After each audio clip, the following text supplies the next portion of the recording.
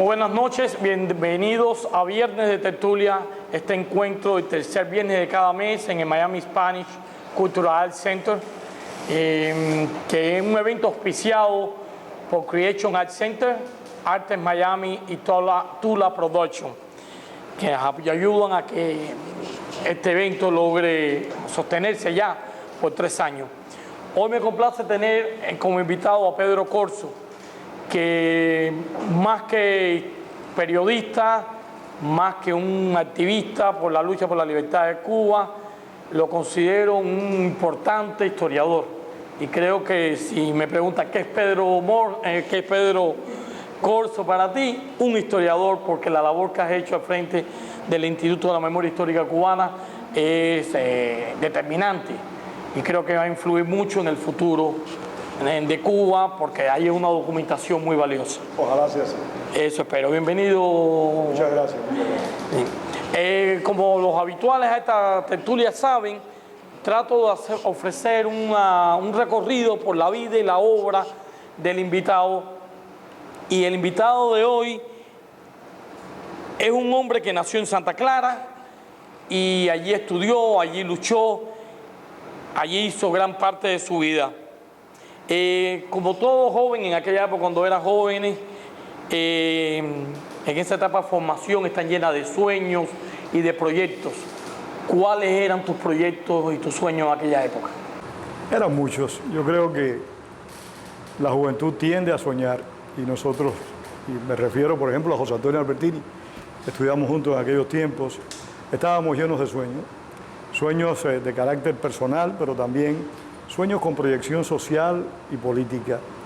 Nuestra generación estuvo muy comprometida con la política, crecimos bajo un régimen de fuerza, el régimen de Fulgencio Batista y Saldívar, y crecimos también en el marco de un proceso insurreccional que se gestó como consecuencia del golpe de Estado del 10 de marzo. El ambiente de Cuba no era fácil, no era tampoco tan truculento como algunas personas tienden a ofrecerlo, pero no era un ambiente fácil, era un ambiente de situación muy crispada en numerosas ocasiones. Y teníamos sueños, pero también sabíamos que esos sueños podían pues, romperse en cualquier circunstancia y en cualquier momento. Bien. Eras bien joven en el año 59, el año 58, 59. ¿Cuál era el ambiente en tu Santa Clara natal en los meses anteriores al triunfo de la revolución? ¿Qué estaba pasando? ¿Cómo lo percibías tú ese acontecer de aquella época en que tú eras, te repito, bien joven? Mira, yo creo que a esa edad, a los 13, 14 años, uno oye, uno escucha, uno ve, se percata de las situaciones que se están viviendo en la sociedad, pero uno no asume la conciencia de protagonismo, uno no asume la conciencia de hacer juicio sobre lo que acontece. Tú vas incorporando experiencia, vas incorporando conocimientos, pero no estás en la capacidad para concluir lo que realmente tú esperas y lo que tú quieres hacer. La situación cambia por completo cuando triunfa el proceso insurreccional, cuando se establece un régimen que obligaba a tomar decisiones hacia un lado o hacia el otro. O sea, no era posible, como ocurrió en los gobiernos anteriores en Cuba, que aunque muchos fueron gobiernos despóticos, no te obligaban a ti, si no te metías en política, a asumir posiciones. Cuando triunfa la revolución en el propio año 59, uno estaba obligado a asumir posiciones. Y fundamentalmente donde estudiábamos nosotros, en el Instituto de Segunda Enseñanza de Santa Clara. Allí había que asumir posiciones y recuerdo que Albertini y yo fuimos, aquí está José Antonio, fuimos a promover nuestra campaña para la dirección del Instituto de Segunda Enseñanza. Nos íbamos a postular, siempre nos gustó, y a mí en particular la política, y nos dijeron que no era posible, que el candidato para dirigir el Instituto de Segunda Enseñanza tenía que venir de la casa del 26 de julio. Y así fue. O sea, se empezó a apreciar muy rápidamente el sectarismo, la represión silenciosa, que a veces no lo era tanto, contra aquellas personas que eran capaces de tener juicios propios sobre lo que acontecía en Cuba. En ese momento en que tú te postulas o te quieres... No, en que querías postularte y te niegan esa posibilidad, es cuando tú te das cuenta de que el futuro de Cuba, desde el punto de vista social y político ya venía una debacle? No, ¿O ya lo percibía desde antes? no creo que fuera una visión amplia de la situación.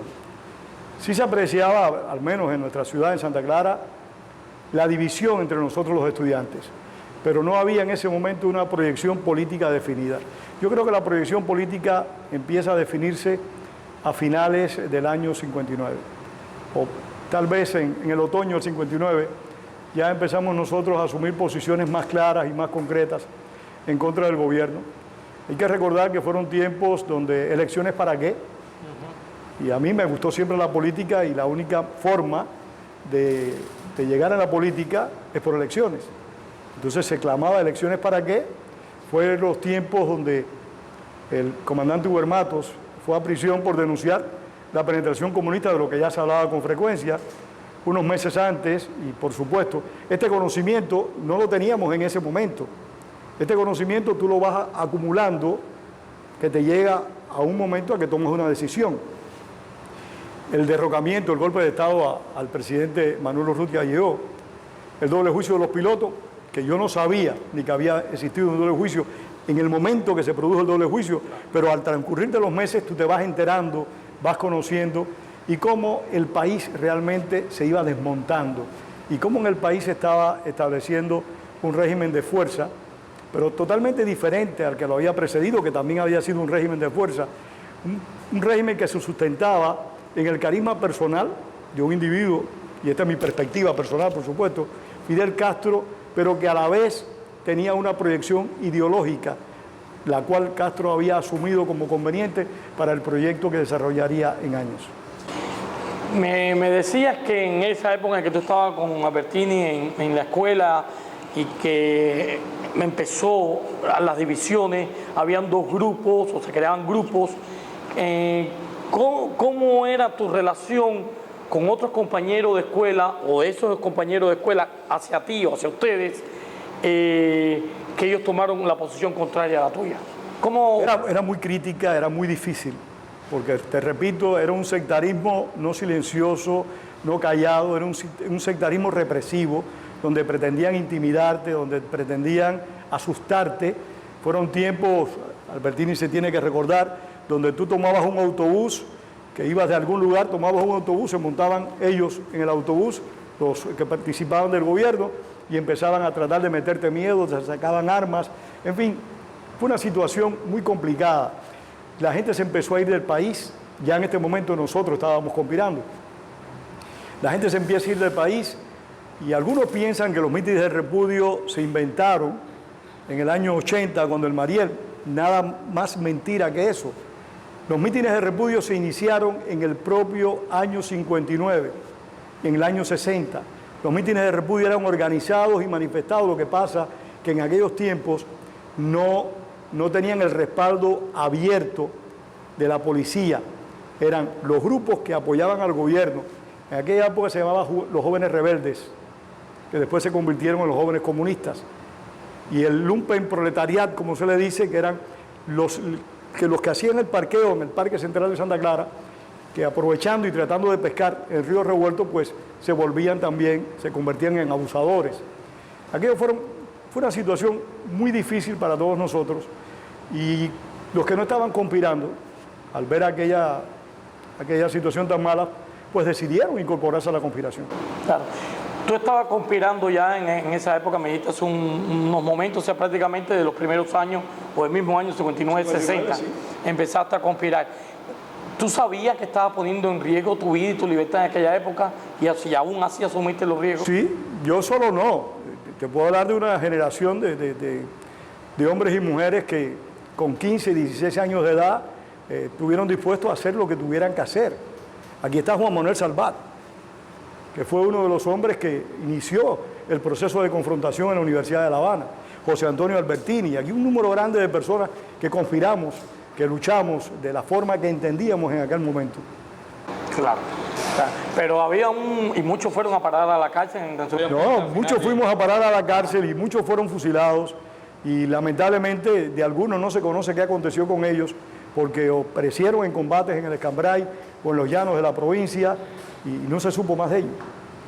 Con 20 años vas a la cárcel, o sea, estás conspirando, pero llega un momento en que vas a parar a la cárcel. ¿Cómo marcaron tu vida esos años, esos 7 años de prisión? Yo creo que fueron los años más productivos de mi vida. Yo creo que la cárcel te forma cuando tú estás listo para esa formación. Te prepara, te concientiza, te hace mejor ciudadano, te hace mejor hombre.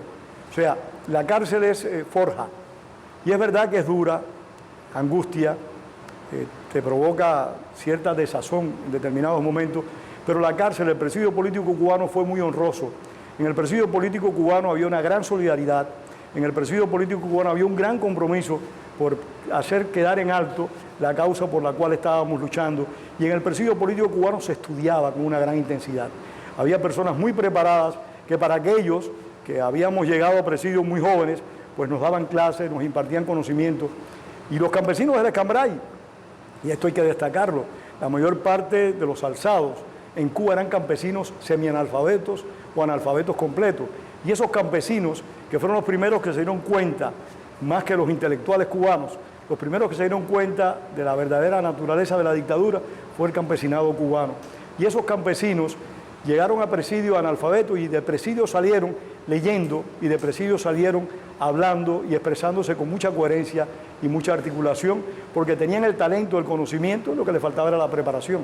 Claro, claro. Fueron años, tú dices, de aprendizaje también, en la depresión, pero me imagino que hubo momentos tenebrosos, de mucho miedo, difíciles, muy difíciles, de saber de amigos que iban a ser fusilados.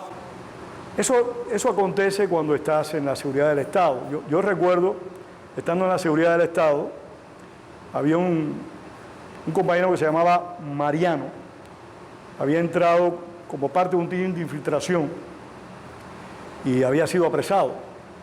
Este hombre, en la cárcel de Santa Clara, en el G2, perdón, cuando te iban a fusilar, te llamaba el militar y te decía, fulano, en caso de que te pase algo, ¿a quién entregamos tus pertenencias? Ya tú sabías que a las 6, 6:30 de la tarde de ese día ibas a ser fusilado. Y a Mariano Soriano, que lo fusilaron, lo llamaron. Y yo recuerdo, fue el primer fusilado, el primer hombre que yo vi partir hacia el paredón. Y yo recuerdo como Mariano Soriano era el que repartía la comida. Ese día repartió la comida, antes de que se lo llevaran. No olvido la comida, era carne rusa, que me gustaba mucho. Era plátano maduro, frijoles colorados y arroz blanco. No olvido eso. Pero ninguno comimos. Ni Matías Dreque, que estaba allí, ninguno quiso comer. Pero Mariano Soriano comió. Reenganchó, como se decía en presidio. Se despidió de nosotros, se lavó la boca y nos dijo, si alguno de ustedes va, los espero allá. Con el coraje y la interesa que partió hacia el paredón, como otros muchos, pudiéramos decir que todos prácticamente murieron con esa interesa porque habían fuertes convicciones. Qué cosa. Sales de prisión tras 7 años de cárcel, con 20 y tantos años, comenzando la década del 70. ¿Cómo te encuentra el ambiente social, político, económico, cuando sales a la calle, cuando te enfrentas de nuevo a la realidad cotidiana? Es doloroso decirlo, pero hay que decir que el país estaba aplastado. Una gran cantidad de personas que habían conspirado, pues se habían incorporado al gobierno, se habían puesto, vamos a decir, la careta, se habían sumado a la doble moral que el régimen impuso desde el principio. Muy pocas personas tenían identidad y muy pocas personas fueron capaces de compartir con aquellos que estábamos en prisión y habíamos salido de la prisión. En el trabajo, cuando hacías amistad con alguna persona, te decía tranquilamente, pero tú eres tonto, ¿por qué te metes en esto? ¿Por qué hiciste tal cosa? No tiene sentido. Los gobiernos todos son iguales. Eso era el que no quería ponerte en una situación difícil. Otros pues te discriminaban, pero son cosas que tú vas soportando día tras día y que vas tratando de superar. ¿Cómo te planteas la realidad, el hecho concreto de salir de la cárcel después de 7 años, cuando había entrado con 20, y darte cuenta, a pesar de la madurez que había alcanzado en la prisión, de que había una serie de cosas que hace generalmente un joven que tú no pudiste hacer?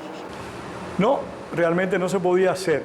Yo recuerdo que cuando yo salí de la cárcel traté de estudiar por la noche en la educación obrera campesina, y cuando llegué a llenar la planilla para estudiar por la noche, me dijeron que pusiera mis datos y cuando puse que había salido de la prisión me dijeron que no había oportunidad para que yo estudiara. Sin embargo, pude estudiar un francés que nunca aprendí y un inglés que todavía estoy estudiando. Y, y yo me refería un poco más, independiente, eso definitivamente era muy importante, o sea, tratar de superarte, reincorporarte a... Bueno, empecé a trabajar, y disculpa, en un taller de mecánica. Primero, en una fábrica de losas de piso. Después, un taller de mecánica. Y estuve ahí hasta que empezó el proceso de que Castro habló, creo que 78, 79. Albertini se fue en esa época. José, Albertini se fue en esa época. Nos quedamos un grupo pequeño. Llegó el Mariel. Cuando llega el Mariel, pues... el entusiasmo, la querencia de la gente dice, yo no tenía intención de irme, no estaba en mi proyecto personal, irme de Cuba, pero Castro habla y dice que aquellos que no están dispuestos a incorporarse a la revolución, lo mejor que hacen es irse. Y recuerdo que mi madre me dijo con muchísimo dolor, hijo, yo creo que no te queda otra alternativa, te vas a tener que ir. Y otros problemas que se suscitaron en el marco de la familia, con una parienta que estaba vinculada al gobierno con el que tuvo una intensa discusión porque ella sabía que yo no me iba a incorporar al gobierno, las presiones del Comité de Defensa de la Revolución, que quería que uno se incorporara al Comité de Defensa de la Revolución y por supuesto no me incorporé. Todas esas presiones, todas esas cosas pues te llevan a tomar una decisión que no hubiese querido asumir. Y cuando se produce el Mariel, hay una convocatoria por un grupo de presos de que nos reuniéramos frente a la sección de intereses en La Habana. Y partimos para la sección de intereses, un número grandísimo, Enrique Ruano, Matías Dreque, pero un número grande. Fuimos de Santa Clara y de todo el país, yo creo que nos reunimos ahí unas 2.000 o 2.500 presos. Y realmente al poco rato de estar ahí, al poco rato, no, horas después, porque llegamos como a las 12 de la noche, como a las 10 de la mañana, empezaron a llegar autobuses. Se para Wayne Smith,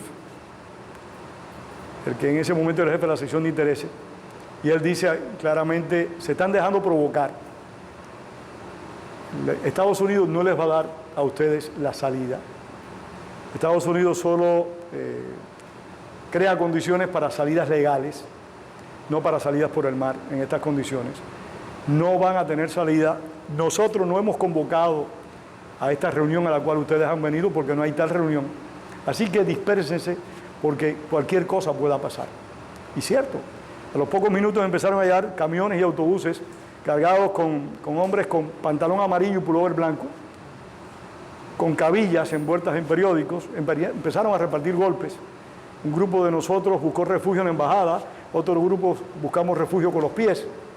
Y en fin, fue una situación muy desagradable. Mi padre en esa época salió de Cuba por el Mariel. Un amigo mío, un gran amigo que se llama Rodolfo Santos Lara, estaba en Costa Rica. Tú me dices si estoy muy extenso. No, está muy bien. Además, tú tienes el tempo del periodista, tú sabes. Un amigo mío que se llama Rodolfo Santos Lara, preocupado por la situación que teníamos en Cuba, que había sido preso también, me manda a otro amigo que su familia trabajó con mi esposa, Treyes de apellido, y me dice, yo no lo conocía, llega a mi casa vestido de verde olivo y mi madre se asusta. Me llama por teléfono y me dice, aquí hay un hombre vestido de verde olivo buscándote. Voy para la casa y el hombre me dice, vengo de parte de Santos Lara, que si te quieres ir para Costa Rica, que la única manera que yo tengo de ir para Costa Rica es que tú te vayas para Costa Rica, porque la visa mía pasa por la tuya. Pero en esas funciones se presenta la salida por Venezuela.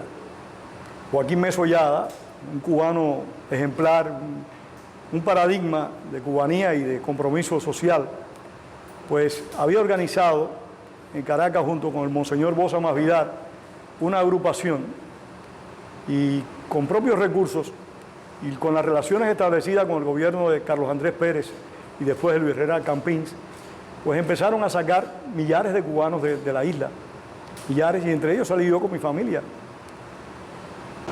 Me gustaría hacer un paréntesis antes de llegar a Venezuela. Quiero regresar al año 80 durante Mariel, que tú no tenías intenciones de irte, sin embargo tu padre se va y tú prefieres quedarte. Los sucesos de la... Cuando mi padre se va, perdona, cuando mi padre se va ya yo estaba decidido a irme, pero no por el Mariel, porque yo tenía la opción de salir por Costa Rica y después se presenta la de Venezuela, que fue por donde salí. Y no, vamos a decirlo en lenguaje literario, la luz del asta y la calumbra. Chico, yo tenía la certeza de que yo iba a salir por Costa Rica, no en ese momento por Venezuela. Tenía la certeza porque la persona que estaba haciendo la gestión, Rodolfo Santos Lara, como te dije, era un gran amigo. Yo estaba seguro que iba a salir. Mi padre sí salió por el Mariel. Si no, yo hubiera salido por el Mariel. Y la mayor parte de mis compañeros de presidio, de causa específicamente, salieron por el Mariel. Es más, yo estuve en el Mariel, y en el Mariel no. En Santa Clara, no recuerdo el lugar donde los concentraron. ¿Tú te acuerdas? Ya tú estabas aquí, cierto, tú estabas aquí ya. Los concentraron en una plaza, en un parque, en un lugar, no recuerdo el nombre del lugar, y yo estuve allí con ellos el día entero, hasta que los empezaron a venir autobuses, a subir a los autobuses y trasladarlos para La Habana. Dijiste algo que me llamó mucho la atención, porque yo tenía información sobre lo que ocurrió, además hay video, de lo que ocurrió frente a la oficina de intereses, la golpiza brutal, los cubanos que entraron dentro de la embajada buscando protección. Pero ahora tú me dices que habían cerca de 2.000 personas que se habían citado allí. Y posiblemente me quede corto. Mira, te puedo contar una anécdota. Enrique Ruano, por ejemplo, empezamos a alquilar carros y a reservar puestos en los autobuses para ir para La Habana. Y Enrique Ruano no consiguió puesto en autobús y yo sí tenía. Yo estaba yendo en contra de mi voluntad. Yo no quería ir a la sección de intereses, para hacerte más preciso. Y Enrique Ruano, yo tenía el puesto en la guagua y tenía un puesto en un auto. Y Enrique Ruano fue a verme y me dijo, Pedro, ¿qué hago? Y le dije, vete en el carro mío. No porque en el carro que yo estoy con posición, no por la posición que yo tenga allí, sino porque es más seguro irse en autobús. Y yo quiero la seguridad que irse en carro. Y ellos se fueron en carro, tranquilamente 2.000 personas y quizás más. ¿Y cómo se pudo hacer esa convocatoria? En un país tan cerrado. No sé, realmente yo creo que fue lo más efectivo que hay bajo una dictadura, el boca a boca, el rumor, pero fueron gente de todo el país. Yo recuerdo que me encuentro con mi compadre que hoy vive en Venezuela, Julio García Sardá. Yo no sabía que iba a ir y me lo encontré en La Habana, allí reunido. Cuando comienzan los disturbios, la represión, personalmente, ¿qué tú haces? ¿Correr? ¿Tú te vas de allí? Yo solo no, todos. Un grupo, nos fuimos de allí, nos fuimos para casa de Ramón Alfonso López, un compañero de causa, Monguito, y allí estuvimos hasta que llegó la noche. Realmente aquellos hombres bajaron con aquellas cabillas, con aquellos palos. El grupo que se refugió en la embajada, en la sección de intereses, fue un grupo de unas 120 personas. El otro grupo, porque ellos atacaron directamente a los que estaban cerca de la embajada. Ellos fueron para allí directamente y después se desperdigaron detrás de todos nosotros. Hicimos una pequeña resistencia, pero era imposible sostener aquella situación y corrimos, nos fuimos.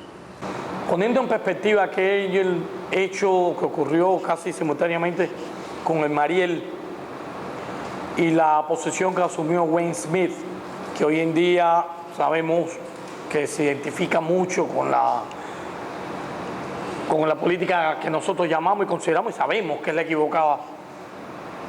¿Cómo tú valoras a Wayne Smith? ¿Cómo es posible que un hombre como él se comporte de esa manera? Yo creo que Wayne Smith era en ese momento un funcionario diplomático de Estados Unidos y actuaba en base a los intereses de su país. Eso es independientemente de las simpatías que podía o no tener en aquel momento hacia el régimen cubano. Hay algo que con los años uno se da cuenta, y es que en muchas ocasiones los gobiernos ponen en posiciones diplomáticas a personas que tienen cierta aproximación, cierta simpatía con determinados regímenes. No digo que este sea el caso de Wayne Smith, pero aquel día él tuvo una postura muy firme y muy consecuente. No creo que por defendernos a nosotros, creo que fue por respetar, avalar el compromiso de Estados Unidos de que Estados Unidos no alentaba, no impulsaba ningún tipo de inmigración ilegal. Claro. Después de aquello hecho, te vas a Venezuela en el año 81 ¿Cuál es el ambiente entre los cubanos y el ambiente en general en Venezuela en aquella época? Muy positivo. Los cubanos en Venezuela tenían un sentido de la solidaridad, de la confianza, de la amistad. En Venezuela existió lo que se llamó el hogar cubano. Por esos hogares pasamos miles de personas. Era como el refugio aquí. Era como el refugio, pero mantenido por cubanos, no mantenido por ningún gobierno. Y mantenido por cubanos de Venezuela. Eso es muy importante destacarlo. Llegamos, yo recuerdo que cuando yo estaba en el hogar cubano, habríamos unas 300 personas. La quinta se llamaba Quinta Doña Dilia, y aquello lo manejaba un grupo de presos políticos, Pedro Pérez Castro, Joaquín Mesollada, Guillermo Hernández Custodio, un grupo grande de presos, y Monseñor Bosa Más Vidal, que era el espíritu y la fe de aquella labor. ¿Y Bosa Más Vidal estaba íntegramente involucrado en el hogar cubano? Directamente involucrado en el hogar cubano. Bosa Más Vidal fue un hombre excepcional, no solo en su proyección de fe, te lo dice alguien que no es particularmente creyente ni que tiene una aproximación con la iglesia, pero siento y siempre un gran respeto he sentido por Monseñor Bosa Más Vidal, al extremo que creo que las únicas misas que yo iba eran las que daba Monseñor Bosa Más Vidal. Las únicas que he vivido en mi vida, que no sean por compromisos abiertos. Monseñor era un hombre excepcional, de verdad, de gran valor personal, de una gran humildad, de un gran desinterés. Estaba totalmente desvinculado de lo material. Era un hombre que, muy próximo a Dios, por utilizar un término muy común, pero que habla de mucha dimensión humana. ¿No eres un hombre de fe? Tengo fe en el compromiso que uno tiene con la sociedad.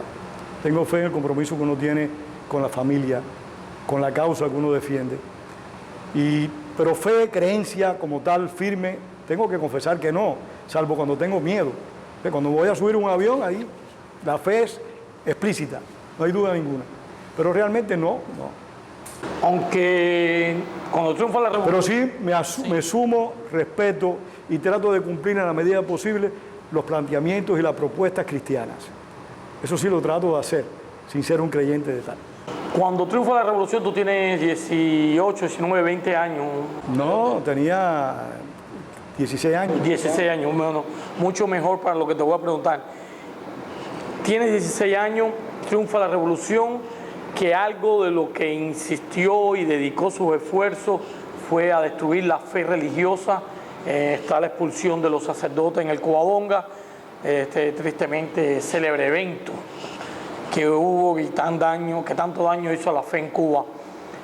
Cada vez que hablo con alguien formado en cierta medida dentro del marco de la revolución, tenemos un problema de fe.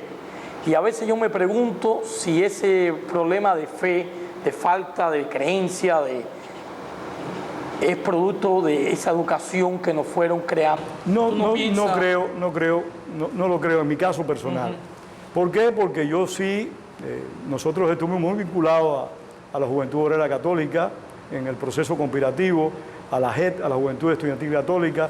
Estuvimos muy vinculados, pero sumamente vinculados a los curas, a muchos sacerdotes muy convencidos, muy comprometidos con la democracia y con la libertad en Cuba. No estoy hablando de lo que acontece hoy, sino lo que pasó ayer. Por eso tantos sacerdotes fueron expulsados, como tú acabas de decir, entre ellos Monseñor Eduardo Bosa Más Vidal. Por eso mataron a un joven, fue asesinado un joven frente a la Iglesia de la Caridad en La Habana durante una procesión de la Virgen de la Caridad del Cobre, porque la Iglesia Católica Cubana fue realmente un baluarte, un refugio para aquellas personas que empezamos a confrontar la dictadura, tanto sacerdotes como los creyentes en su inmensa mayoría. Bueno, la mayor parte del presidio político cubano, con cierta formación, con cierta preparación, procedían de las agrupaciones católicas y fueron con muchos de los hombres, y eran hombres jóvenes, muchos de los hombres y muchas de las mujeres de mucha integridad y de mucha entereza en la cárcel, aún en los momentos más difíciles. Llega a Venezuela en el 81, ¿en qué momento, que ya después que sale de Cuba, te integras de una manera activa a la lucha anticastrista? Enseguida. Allí estaba un gran amigo mío que está en Puerto Rico, un hermano, se llama Kelmer Jamis. Y Kelmer Jamis estaba en Valencia. Cuando yo iba a Valencia, Existía ahí un núcleo de Cuba Independiente y Democrática, la organización que dirigió el comandante Hugo Matos. Y Kemmel enseguida me fue a ver. Me dijo, Pedro, estamos en esto. Y enseguida me incorporé. Enseguida también empezamos a apoyar al doctor Orlando Bosch, mi amigo personal. Y lo empezamos a apoyar y creamos el Comité Pro Justicia Orlando Bosch.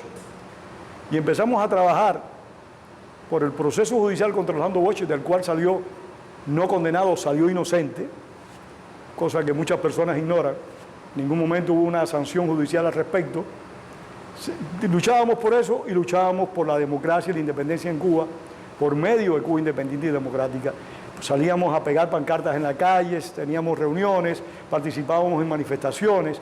Cuando el dictador visitó Venezuela bajo el segundo gobierno de Carlos Andrés Pérez, nosotros realizamos, por medio de Roberto Fontanilla, Silvia Meso Pérez de Corcho y un grupo grandísimo de cubanos, organizamos actos de protesta, tiramos al aire banderas con globos que se sostenían protestando la visita del dictador.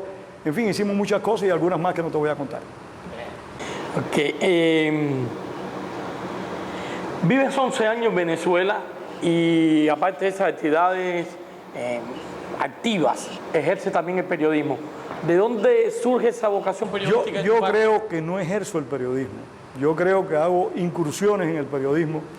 Tenía una columna en el diario El Carabobeño, en la ciudad de Valencia, donde yo vivía, y tenía una columna semanal en el diario El Mundo, que era el diario de la tarde, nacional. Y escribí mucho con ellos y también trabajaba con una revista de la Unión de Expresos Políticos de Venezuela, pero no era periodismo como tal. ¿Y por qué el periodismo? Porque realmente a mí lo que me gusta es la política. Al no poder hacer política, pero a la vez seguir comprometido con la lucha por la democracia y la defensa de los derechos de mi país, pues consideré que el periodismo me daba la oportunidad, me daba una herramienta, me daba un instrumento. O sea, yo llegué al periodismo que hago hoy por medio de la política, para serte honesto. Hoy me siento que estoy a la mitad de los dos caminos, no me considero un periodista completo y me siento un total y absolutamente un político frustrado. Qué bien. Bueno, es que también se hace política con el periodismo. Sin duda alguna. Es un arma también. Seguro.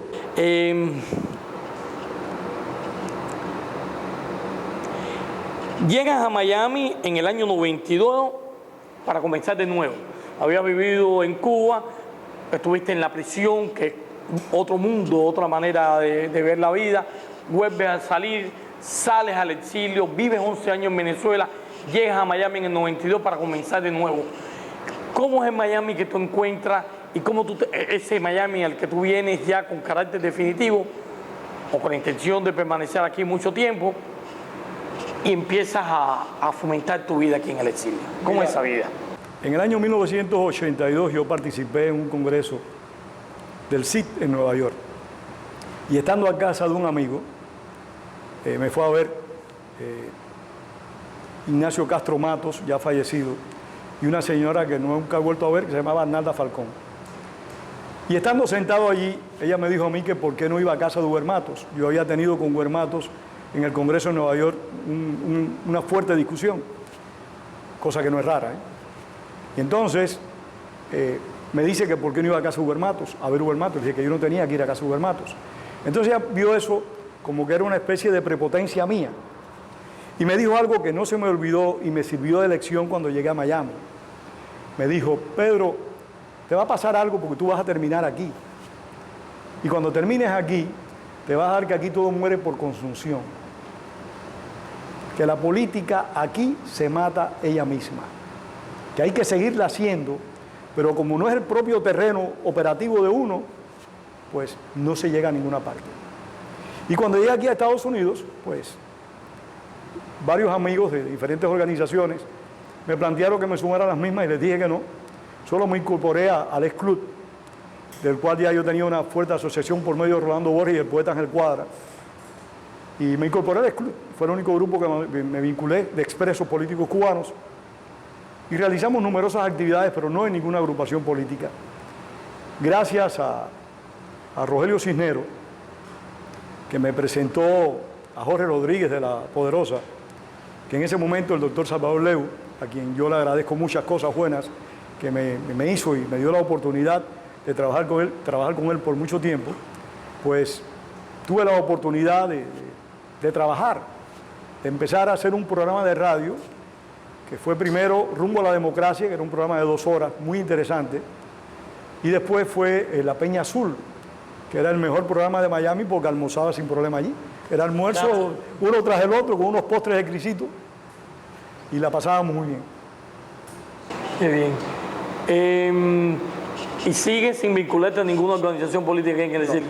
No me he vinculado a ninguna organización política en el exilio. Después del ex-club creamos las decisiones que creamos nosotros. Creamos una Federación Mundial de Presos Políticos Cubanos.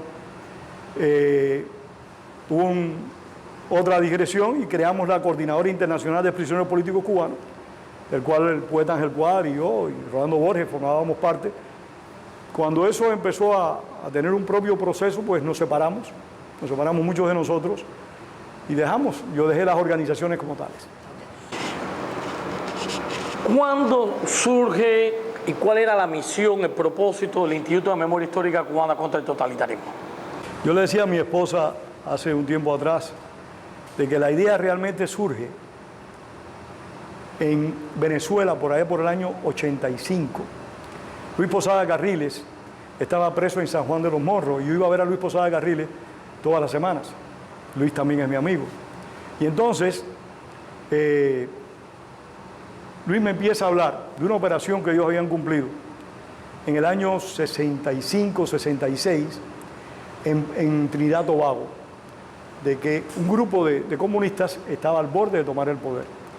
Y el presidente Caldera en aquel momento los envió a ellos a Trinidad y Tobago para neutralizar a ellos, quiero decir, a la DICIT, la Policía Política Venezolana, que Luis en ese momento le integraba. Y fueron y neutralizaron a aquellas personas que no tomaron el poder.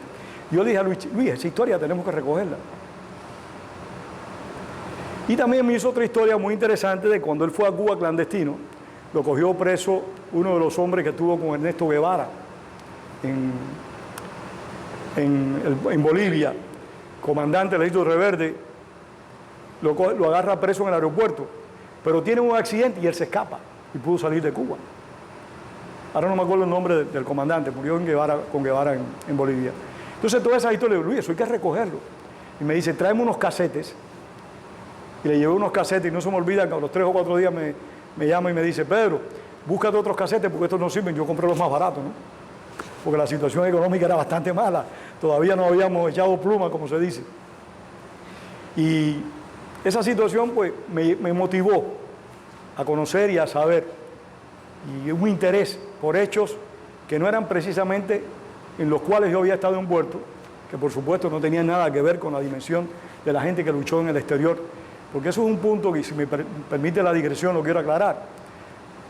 Los cubanos en el exilio demostraron siempre un fuerte compromiso con la libertad y la democracia, pudieron buscarse una vida cómoda, muelle, y no lo hicieron.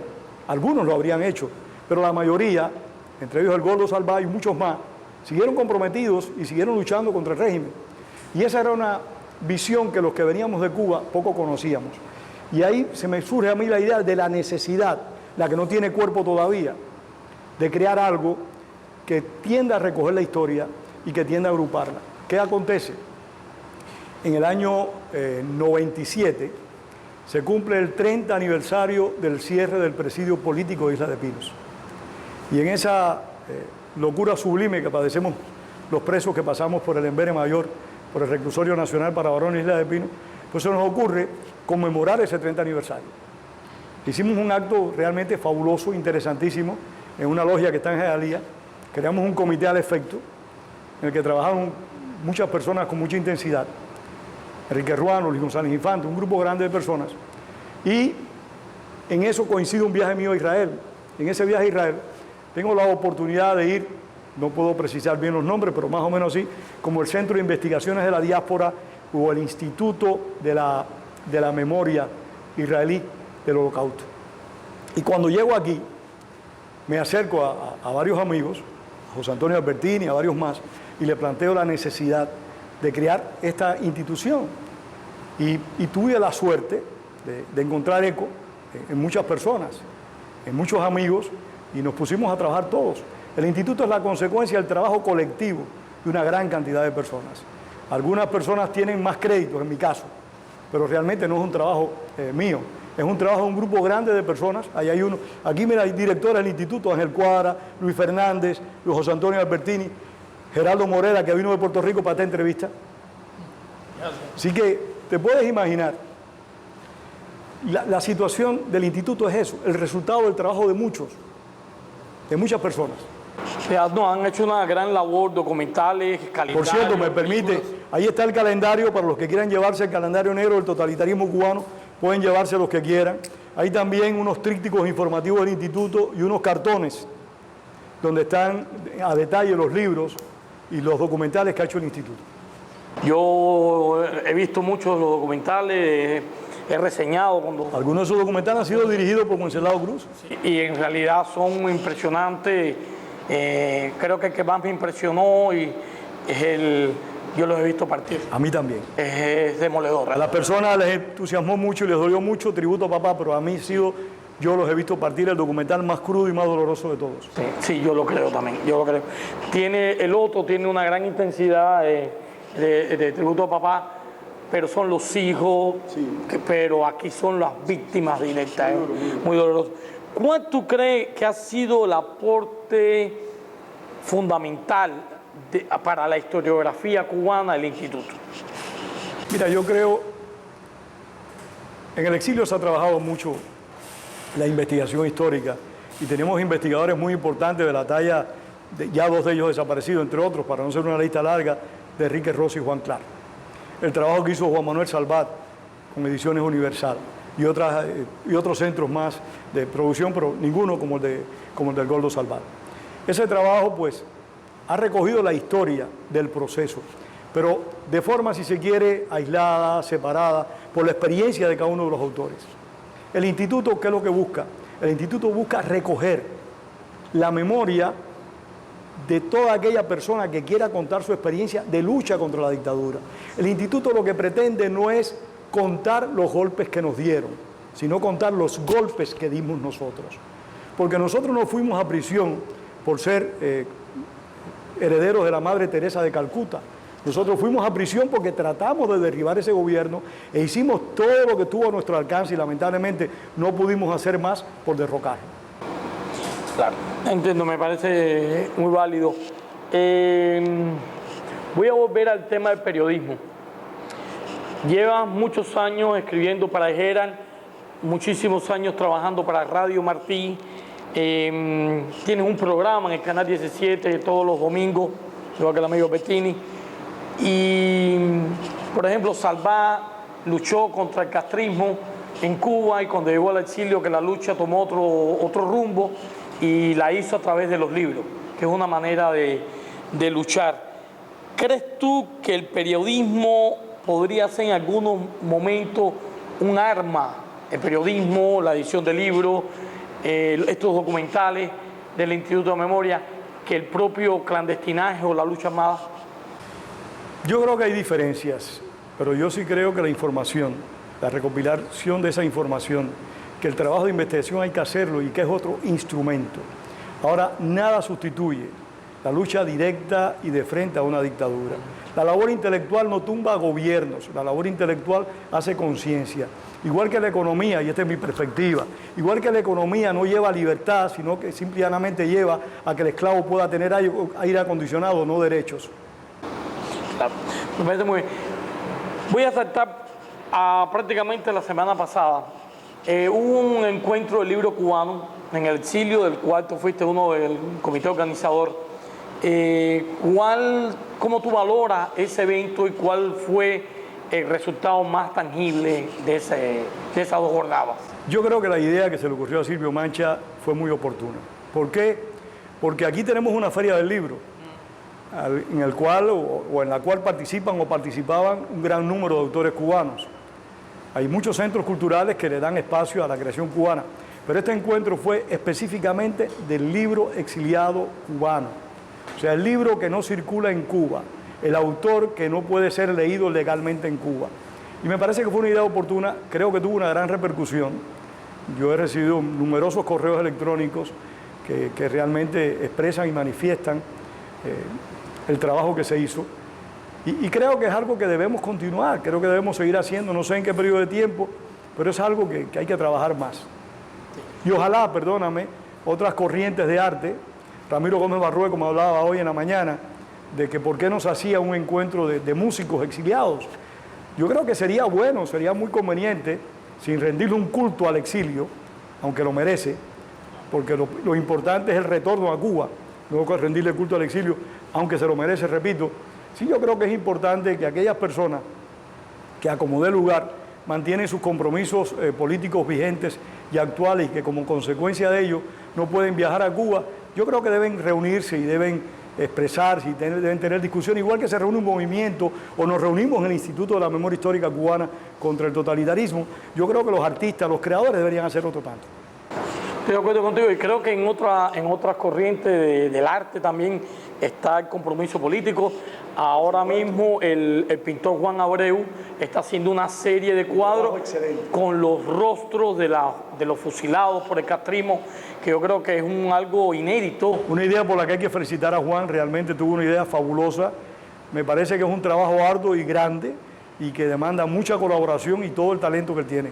El instituto en ese caso podría ayudarlo también. Por supuesto, por supuesto que lo vamos a ayudar y en eso comprometo a Wenceslao Cruz, que es el que tiene habilidades, y a mi mujer que tiene habilidades informáticas, porque yo no tengo ninguna, a que le manden fotos a Abreu. Sí, porque es también, igual que los músicos, a través del arte, la pintura, una manera también de afrontar y de enfrentar y de recordar a las víctimas del castrismo. Me lo dijiste hace un rato conversando, que tú has sentido una atracción fatal por la política. ¿Por qué? ¿Qué hay en la política que de verdad te atraiga tanto? Yo creo en la política. Sí. Yo creo en la política y creo que lamentablemente la política se ha desacreditado porque en este momento hay más comerciantes políticos que políticos. En este momento hay más personas, y me refiero en el mundo entero, hay más personas que buscan la política como un instrumento de lucro y no como una acción de servicio social, no como una acción de que se está procurando y buscando la solución a los problemas que tienen todos los países. Lamentablemente ocurre eso.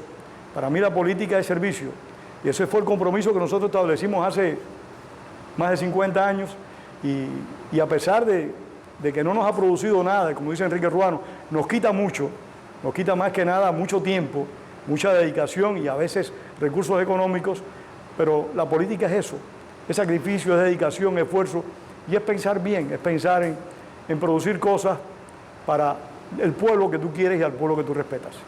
Pero en general la política, que lo has mencionado, se ha ido como degradando. Sí.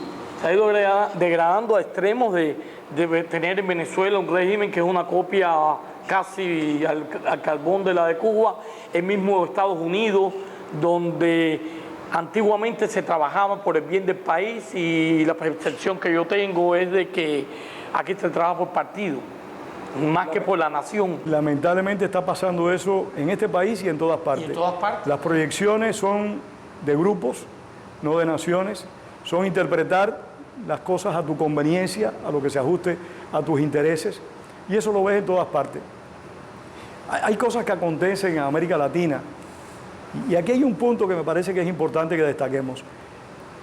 Hay una corriente política que tiende a plantear la justicia social, la equidad, el sacar a las personas de la pobreza, y dolorosamente esas personas que asumen esas posiciones, cuando llegan al poder, y lo estamos viendo en Brasil hoy en este momento, son los primeros en corromperse y en degradarse. ¿Por qué? Porque no son sinceros en sus propuestas ni en sus proyectos, la miran como instrumento. Tal vez siempre hubo un gran número de políticos de esa madera, de ese contexto, pero tal vez sea que por medio de los actuales medios de comunicación, los recursos de comunicación que son tan vastos y que llegan a todas partes, nos enteramos más de las corruptelas, de los malos gobiernos, de las personas que llegan al poder para usurparlo y no para utilizarlo correctamente. Si mañana hay un cambio en Cuba, que ojalá sea cierto, y un cambio real y que se conduzca hacia un pluripartidismo y una democracia Yassi los Castro, estoy hablando el sueño de todo cubano, ¿tú regresarías y te incorporarías a la política con ese espíritu altruista? No, yo regresaría, pero no me incorporaría a la política. Yo estoy muy viejo ya, son 71 años. Pero Reagan llegó a la Casa Blanca. Está bien, pero es Reagan. Estás hablando de un gladiador. Y de uno de los grandes presidentes de este país. Sí, sí. Si volviéramos el tiempo atrás, a esa época, el año 58, 59, que tú tenías 16, 17 años, que después triunfa ese régimen, establece como dictadura, que tú te involucras en el clandestinaje, ¿volverías a actuar de la misma manera o tomarías otros caminos? Básicamente sí. Sí. Yo estoy orgulloso de lo que hicimos, satisfecho. Creo que cumplimos con nuestro deber. No llegamos a hacer nuestro objetivo fundamental, que fue derrocar el gobierno, quizá por los errores que no cometería yo hoy. Aunque nosotros no fuimos los que hicimos posible esos errores, fueron aquellos que nos dirigían a nosotros, aquellos que comandaron el proceso de lucha contra el castrismo, los que realmente erraron y fallaron. No tenían, creo yo, la preparación política, ahí caemos en la política, para enfrentar un régimen totalitario, al extremo que en cierta medida fuimos miméticos. Tratamos de derrocar la dictadura de los hermanos Castro con los mismos métodos que se había derrocado la dictadura de Batista, con los mismos métodos que se había enfrentado al régimen de Machado. Y la dictadura de los hermanos Castro no es que no se usaran parte de esos métodos, pero también había que recurrir a otros métodos, a otros sistemas que incluyeran lo que se hizo más lo que no se hizo. Claro, estoy muy de acuerdo contigo. Y una pregunta más al final. Diálogo, intercambio de prisioneros, apertura de embajada en los próximos días, deshielo casi total con el gobierno cubano, donde todo sigue igual en ese país. Como hombre que pagó con un alto precio la lucha contra el castrismo y que sigue luchando por la libertad de Cuba, ¿cómo te sientes ante esta realidad? No me afecta. No. No, aunque algunos amigos míos se molesten conmigo, yo considero que Estados Unidos tiene el derecho de hacer con sus relaciones internacionales lo que estime pertinente. Y nosotros los cubanos, en este caso estamos hablando de Cuba, el derecho de hacer lo que también estimemos conveniente. Nuestro compromiso no tiene nada que ver con Estados Unidos. Lamentablemente, la oposición política cubana desde el año 59 fue identificada con Estados Unidos. Y la mayor parte de nosotros, cuando empezamos a conspirar, y aquí estamos unos cuantos, no sabíamos la posición de Estados Unidos. Empezamos a conspirar contra el castrismo con Estados Unidos, contra Estados Unidos o sin Estados Unidos. O sea, nuestro compromiso es con Cuba, con nuestros ideales, nuestras convicciones que no han cambiado. Queremos para Cuba soberanía personal, derechos humanos, libertad individual, una sociedad plural, una sociedad donde cada ser humano puede expresarse y, como dice el poeta Cuadra, un estado de derecho, donde cada uno sea respetado en la dimensión humana que tiene. Pero Estados Unidos, yo no me siento contento, pero no me afecta. Mi compromiso va a seguir siendo el mismo, no va a variar. Y creo que el compromiso de todos los cubanos debe ser el mismo, más allá de lo que haga Estados Unidos, la Unión Europea o cualquier agrupación del mundo. ¿Eso no alarga la agonía? Por supuesto que yo creo que alarga la agonía, como también la están alargando los cubanos que quieren hacer negocio con la dictadura. Sí. Los cubanos que quizás de buena fe, yo no estoy, algunos, otros no son de buena fe, que han buscado aproximación con la dictadura en la dimensión cultural, en la dimensión económica. Esas personas, algunos podrán tener buena fe, otros están buscando el lucro. Y lo que sucede es lo siguiente: cuando tú haces negocio con la dictadura, vas a entrevistarte, vas a consultar, vas a negociar con el representante de la dictadura más fiel, el que mejor representa los intereses de ese régimen. No estás hablando con nadie del pueblo. ¿Qué sucede? Cuando las riquezas que tú puedas proveer a la nación cubana lleguen a la nación, no va a ser la nación la que la va a disfrutar, va a ser la nomenclatura, los hijos de la nomenclatura los que van a disfrutar esa riqueza. Va a ser la nueva clase que se va a ir instaurando y que se ha instaurado en los últimos años, por no decir desde el año 1959. Por eso yo no creo en una aproximación económica si en Cuba no existe un Estado de Derecho, si en Cuba no existe una seguridad jurídica. Tenemos la situación de China. Ha cambiado la situación de los derechos humanos en China. En este momento los chinos viven un poco mejor, pero vuelvo al tema del esclavo. El esclavo simple y llanamente tiene una celda con aire acondicionado o una celda con más comida, pero no deja de ser esclavo. Es el dueño de la prisión quien va a determinar qué va a hacer, cómo se va a mover, qué va a actuar y qué va a pensar. Es maravilloso hablar con un periodista porque va al grano, eres muy preciso y sabe. Tan es así que te he hecho 22 preguntas y ya se fue, ya hice las 22 preguntas. Te agradezco tus palabras, agradezco tu participación y quiero dejar un espacio para si alguno quiere hacer alguna pregunta. Salvador. Te quiero felicitar porque realmente ha dado una cantidad de respuestas muy bien expresadas. Me ha encantado. Bueno, Waldo, si viene de ti, estoy esperando lo que diga mi mujer, porque el mejor crítico que yo tengo es mi mujer. Fíjate, al extremo de que cuando yo hago un artículo, el primero que lee mis artículos después de ella es Albertini. Y cuando digo un artículo y a Albertini le gusta en particular, me dice, ese lo hizo Luz, no lo hiciste tú. Así me dice Albertini. No, y hay algo también que lo definió en el año 60. Ahí ya lo definió. Fue el funcionamiento en octubre de 1960 del presidente de la Federación Universitaria Central, Porfirio Remberto Ramírez. Ahí sí lo lanzamos ya. Muy cierto, pero ya nosotros en ese momento estábamos conspirando. Estábamos conspirando.